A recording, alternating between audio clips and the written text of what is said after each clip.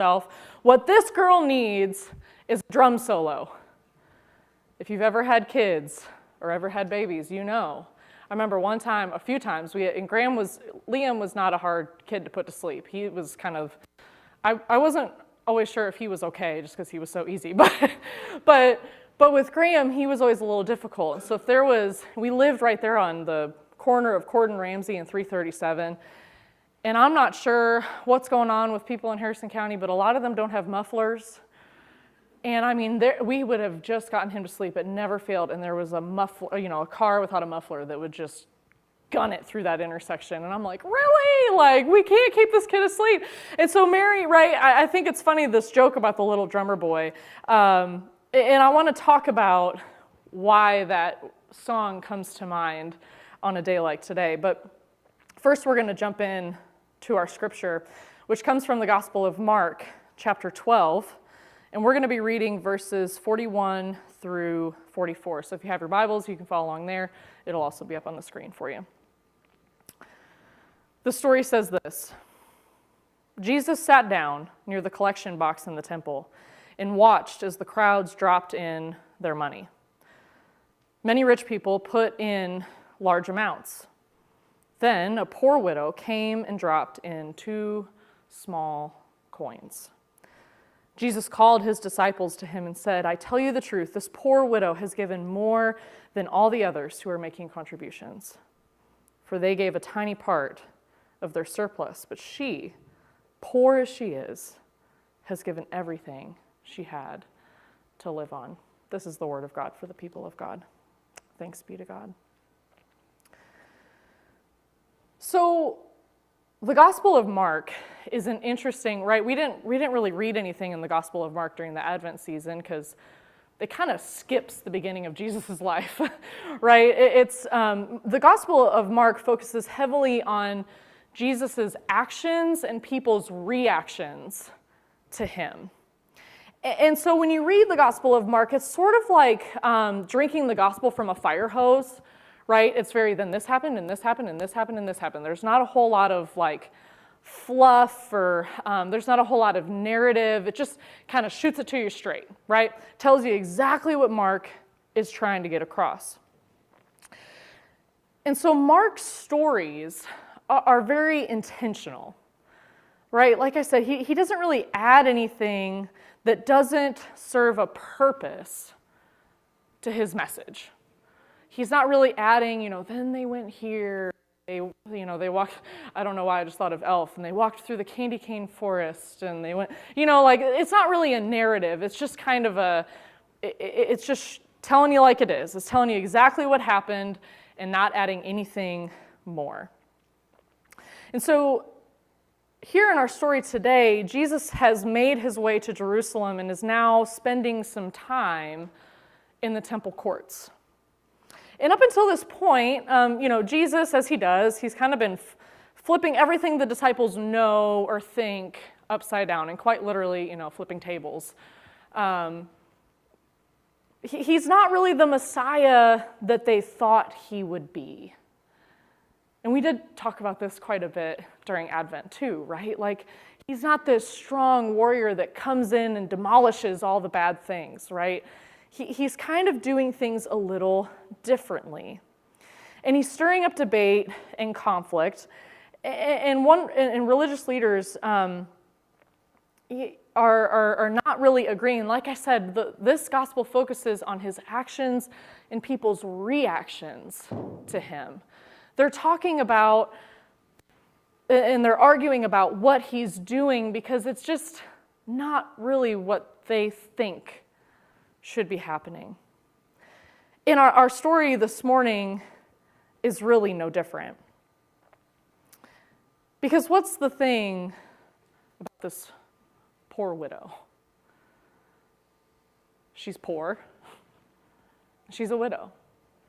That might seem very obvious. You're like, okay, well, you just said that, right? She's a widow and she's poor. And so society says that this woman really means nothing at this time in society. She doesn't add value to that culture and that day and age, right? She doesn't really bring a whole lot to the table as a person, right? She's probably not educated, so she doesn't have a lot. And she's poor. But she brings 2 small coins to the temple courts. Jesus is sitting there watching as others are putting in their offering. So he's seeing a lot of different offerings, right? And then he sees, and probably a lot of the offerings are given by who?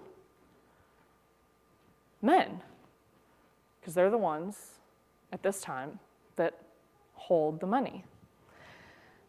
And so this widow comes forward and she brings 2 small coins. And what does Jesus say? I tell you the truth, this poor widow has given more than all the others who are making contributions. For they gave a tiny part of their surplus. But she, poor as she is, has given everything she had to live on.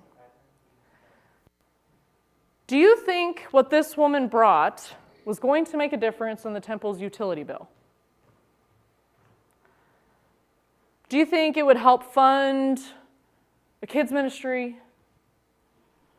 Or maybe give the rabbi a raise? Do you think that those 2 small coins really made a big difference in how the temple functioned? Probably not, right? If we're being honest, probably not. But why? So if it didn't make a monetary difference, why does Jesus say she had given more than all the others? Because even though it wasn't a lot, she gave all that she had. The Little Drummer Boy is a song about a boy who was told to bring a gift to the newborn king. But he didn't have anything worthy of a king. He brought all he had, his drum. And he played him a song. And so even though it wasn't a lot, the little drummer boy, as much as we like to give him a hard time for coming up to newborn Jesus playing a drum solo, gave all that he knew to give to the newborn king. And so I'm standing up here today wondering, and maybe knowing, how many of us felt like we didn't have much to give this Christmas? Christmas with social media can be a bit of a comparison game, right? How many gifts are under your tree compared to others? How many parties and gatherings did you have compared to others? Did you send enough Christmas cards? Did you forget anyone? Our Christmas cards didn't go out until Christmas Eve. Jordan said, I didn't even get one.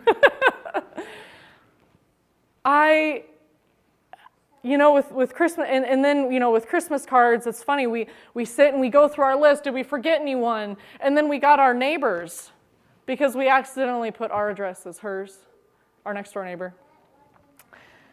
In a world that screams more, right? We can get to Christmas and feel like we just don't have much to give. We run ourselves ragged, making it what we think it should be. And then we maybe show up at church to acknowledge the whole reason this season exists in the first place. How many of you felt like you didn't have much to give this Christmas season? And I'm not saying this, let me also say that I'm not saying this to make you feel guilty. Because you know what? I felt this year. I didn't always feel like I had much to give. And when we When we laid down on Christmas Eve, Christmas night, I said to Tyler, was it enough for the boys? And he just kind of looked at me like, of course it was. But you always ask that question, right? Was it enough? Are they going to remember it? Is it going to be magical, right? Like, are they going to grow up with wonderful memories of what they think Christmas should be?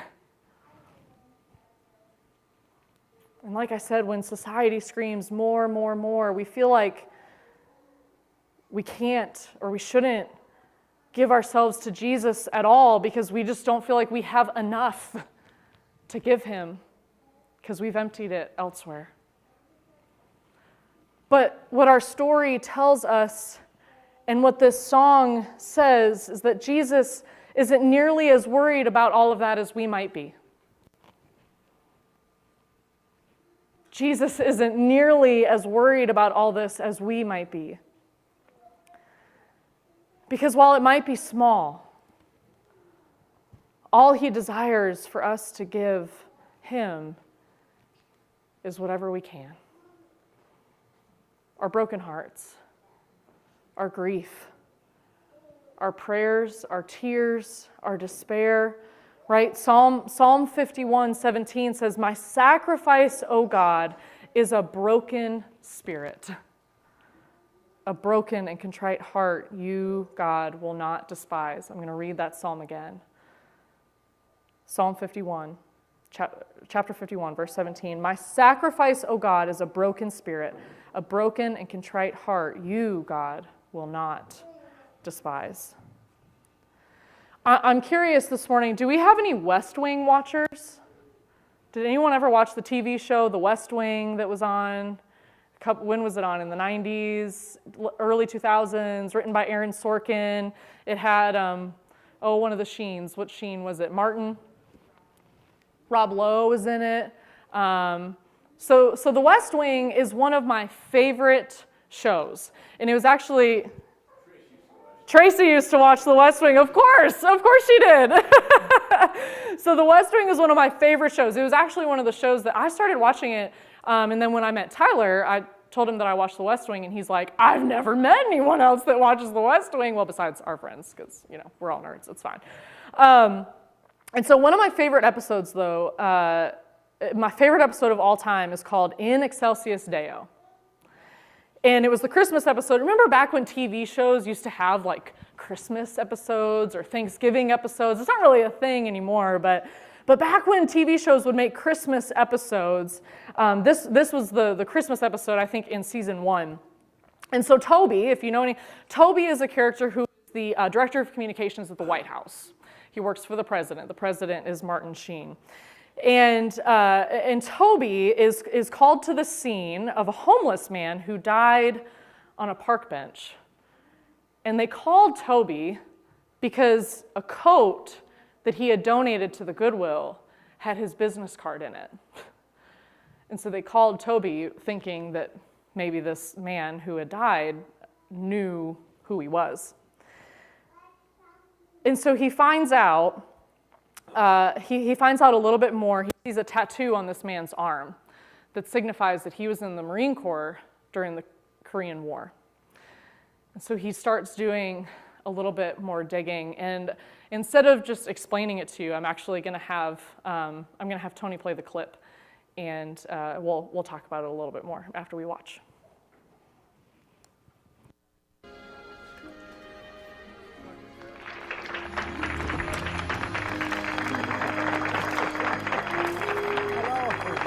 Welcome to the White House. Good morning. Welcome to the White House. Good morning, Toby. Good morning, Mrs. Lundingham. The president would like to see you. I know. Did you use his name to arrange a military funeral for a homeless veteran? Yes. You shouldn't have done that, Toby. I know. You absolutely should not have done that. I know. The president's in the mural room. Thank you.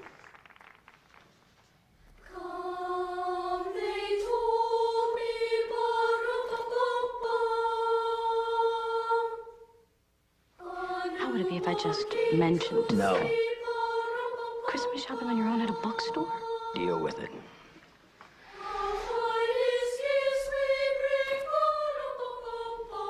I'll be right back. Merry Christmas, Mr. President. Merry Christmas, Nancy. Merry Christmas, Nancy.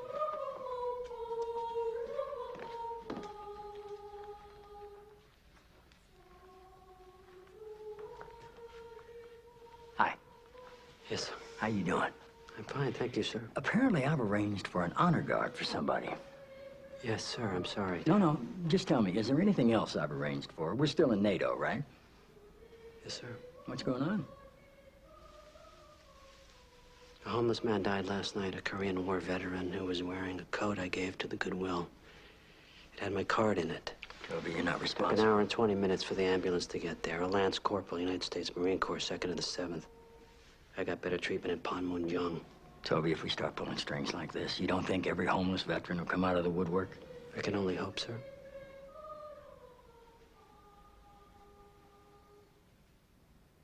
When is this thing? I'm going to pick up his brother and go there now. Mr. President? Sir, your absence in the other room is conspicuous. Okay.